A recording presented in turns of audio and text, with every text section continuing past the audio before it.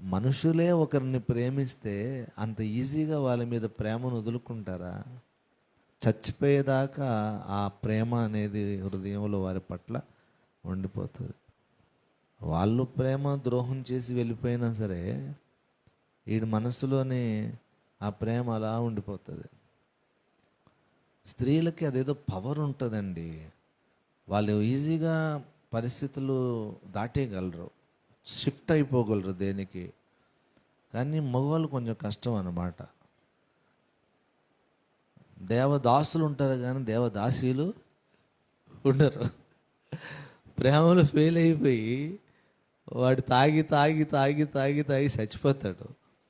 ఆవిడ చక్కగా ధనికుడిని పెళ్లి చేసుకొని, అది స్టోరీ అలా చెబుతారన్నమాట. ప్రేమ కోసం దేవదాసులు అయిపోయిన వాళ్ళు కానీ దేవదాసీలు లేరు అన్నమాట చరిత్రలో. నాకు అర్థం అయింది ఏంటంటే, పురుషుడు దేవుని పోలిక కదా. అంటే పురుషుడు ఏదో గొప్పని కాదు అక్కడ, కానీ యేసయ్య పోలిక కదా పురుషుడు. దేవుడు అంత ఈజీగా ఆ ప్రేమను ఆయన వదులుకోడు. భ్రష్టులైపోయినా సరే తిరిగి రండి, నేను మీ అవిశ్వాసాన్ని కూడా బాగు చేస్తానంటాడు. Once God's love is always love అన్నమాట.